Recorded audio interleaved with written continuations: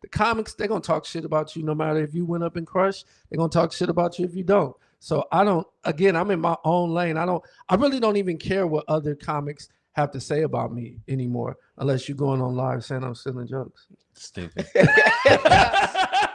Spot him, got him. Spot him, got him. No, only time I kind of feel something like that is if my friends, certain people, if I've actually invited them out, because what happens is, like, I've been here working out for whatever the 2 weeks are, and I haven't posted any shows because I just want to get my material off and work my stuff. So sometimes I would post, and this is early on, I would post, and I'm trying out the stuff, and then it's my cousin first time seeing me, like, oh man, everybody, I thought this was you was gonna be.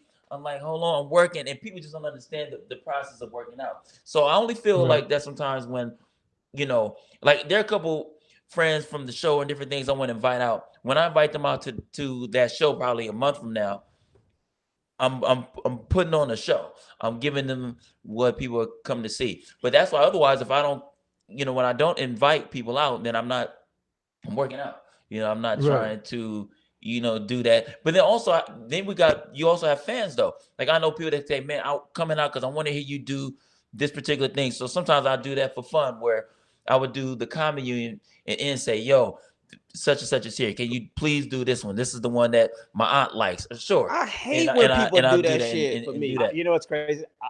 I do that to London. Do you? Oh yeah, he does that. When I go on his lives, I go, what hey, the hell is going on with your microphone? That's what I'm about to say. What are you doing with your microphone? What the fuck are you doing? I didn't do anything. I fixed it. I tightened it. I've tightened it 3 times. That's hilarious. He put it to his dick. He was like, yo, this is where I'm talking from my dick. What the fuck is going on? None of this is funny. No. I said, I do that to London. Like, I go on his lives and I go, hey, excuse me, do you know anybody by any chance, weird question, that does a Denzel Washington impersonation? Like, I know that he does it, but it's fun for me to watch. It makes me, it brings so much joy to watch. Can I ask that question? I want to know, London, because you do it so well and your impersonations are so great. Are you now like, do you when you see other people doing Denzel and all, are you like, damn man, why, like, because they do it, but they don't do it as well as you, but then I'm just like, do you ever just get mad at that? Like, oh no, because there was cats who did it before me, so they might be feeling that way about me. But I'm always, when I listen, and another person I send, when people send me impersonation of different people, I send them to Brandon Phillips, because Brandon Phillips got a mean Will Smith, and he got a couple cats under his belt that he does. So when I hear him, I'm really looking, and I'm like, okay, I'm listening. I'm like, yo, I didn't think of that, or I'm listening to the pitch, because sometimes there is like 2 versions of impersonations, like, and I don't even do a whole plethora of them. I just do a few that I do. 1, 2, is that good? We good? We good? 1, 2, 1, 2. Lee, we need. Yeah, I can hear you. Yeah, I can hear you. Okay, we good now? 1, 2. Yeah, 1, 2. yeah, you clear. I can hear you. Okay, cool. Hold on, let me get situated real quick. Oh, yeah, bro. That's what having a studio. I come to realize to make sure my bad. No, you good. To make sure I got backup shit. No, I had bought that cord because the last cord was kind of fucking up some. So I'm glad I had bought an extra one. But let me try to go back in case y'all want to edit this for the clean version of this. Yeah. My response, which is so yeah, I don't really be tripping. I'm really listening to see who is pitch perfect, or who's, I'm listening to really see, because I get sometimes people. I was gonna say there's 2 versions of impersonations. There are people who do the voice, and then people who do impersonations of impersonations. So the difference is, let's say I hear people do Denzel, and they'll say, yo, you it's not what you know, it's what you can prove. And they're doing the low voice, and it's kind of like the impersonation of what they may have heard, as opposed to really being able to sit down and go and go into that rather. So I mean, but I'm always learning. I'm like, man, that dude has the laugh, and this person has that. But it every now and again, people will send me a clip, and I just be like, I just don't be wanting to see the clip sometimes. Right. Okay, let me ask you this question Like, because you were the first person to do. Why am I forgetting his name? Sinbad. No, not Sinbad. The one that wrote for Richard Pryor. So Paul Mooney. Paul Mooney. Oh, yes, You're the Paul first Mooney. person to do Paul Mooney. Now there's other comics that do Paul Mooney. Like, are you like, damn? I mean, I don't feel that way because because ultimately it's not like I own the rights to these voices. So I'm just like, I hear cats that really do some good stuff, but every now and again, like for example, Godfrey Steve Harvey is like Incredible. immaculate. Now, but I heard him do a Paul Mooney recently, and I was like, oh, okay. That was. But that's who I was thinking of when I said Paul Mooney. Oh, hilarious! I didn't want to, because I don't like throwing out names. But that's what I was thinking. Like, you did Paul Mooney first. Now he does Paul Mooney. But then, then, just like, but I know. Let's say you would say that, and then I'm sure. Because Aries did it on a special. Because then that also counts. Sometimes people feel like whoever was exposed with it first or seen it first, and I'm sure it's probably someone did it before that. But I just feel like the difference between what I do sometimes versus what what some other cats do is there's a different embodiment. right. There's a different thing. And I'm not saying mine is better than theirs, but I'm just coming from a different place where the ultimate test, sometimes I'll sit by myself and I'll go back and I'll listen and I'll be in the car and I'll think of something. I'll say, man, that sounds like that's the pitch. But I can tell when I'm also off. So I'm like, one I've been working on is like Common. Common is like his ability to grasp words from Chicago. It's a little dazily, but everybody. I had a chance to meet Common out in New York. Shout out to Robert Glasper. I'm friends with Robert Glasper. I had a chance to go get backstage and I talked to them, and I was like, "Yo, man, I really appreciate your stuff, and man, I appreciate the things of what you're doing, and it allows me to kind of be." And I gotta get, and I'm still not there. I gotta find the pitch and get. So I'm really not even like an impersonator of any famous people like that. Like Jay Farrell is like a guy who he does that. Right. I just do whatever's in my register. It's like singing, like either certain notes or just like Sidney Castillo. His voice it's back there a little bit, London, calm down. It's a hint. It's a hint of Kermit the Frog. It's a hint. But see, all of that is in the same register. Right.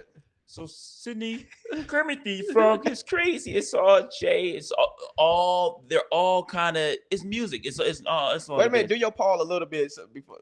No, listen. you niggas are slow. Open your eyes. Look at his mouth. Look at his mouth. That's the embodiment. Yeah. So that's what I felt makes mine different, because shout out to you, because when I first did that, Paul, and I was doing that no and say, I can hear the laugh in the back. So I'm also listening to y'all. I'm like, are they connecting with it? Y'all my audience too.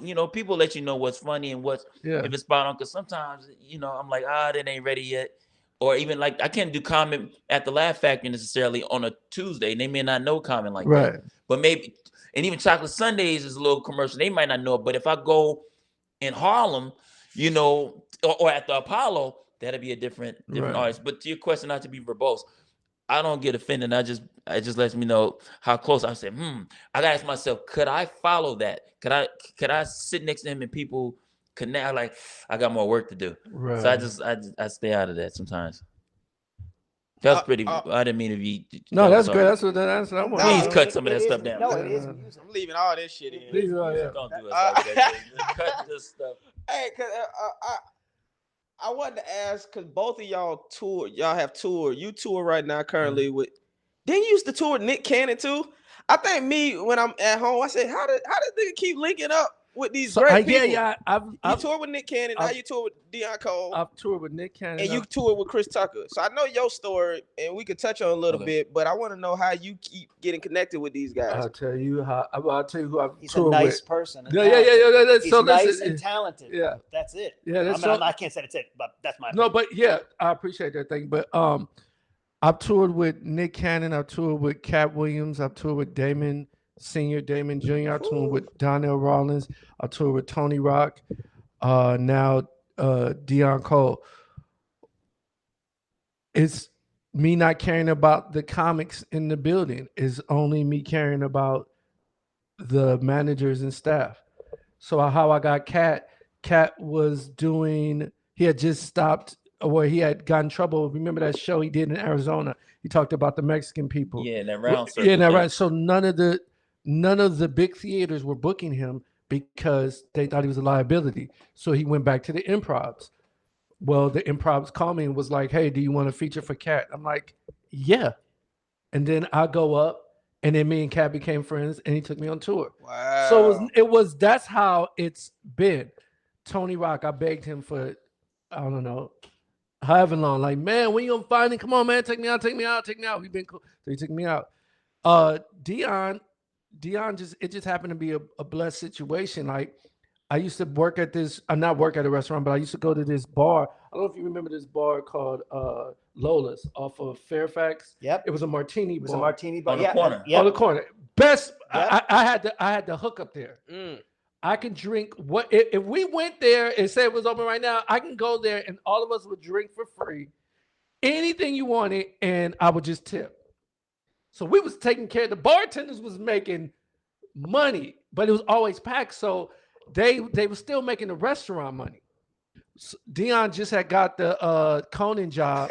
I hate your fucking microphone. I'm trying. I I'm trying. I'm not hate doing your anything. fucking I'm microphone. trying. Push it back. Push the long part backwards so it goes. I'm fucking sorry. hate it, bro. I'm sorry. I'm I'm, sorry.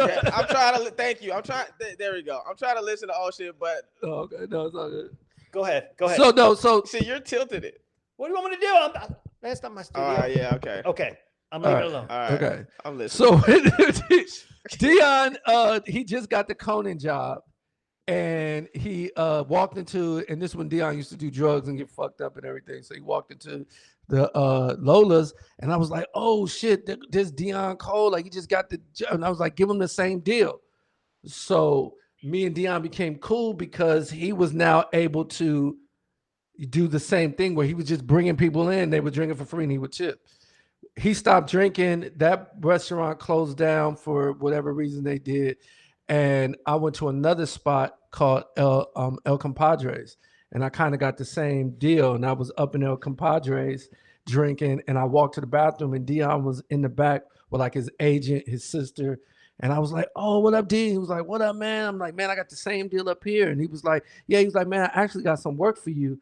He was like, in like 2 weeks. And I'm like, "Yeah." He's like, "Hit me tomorrow."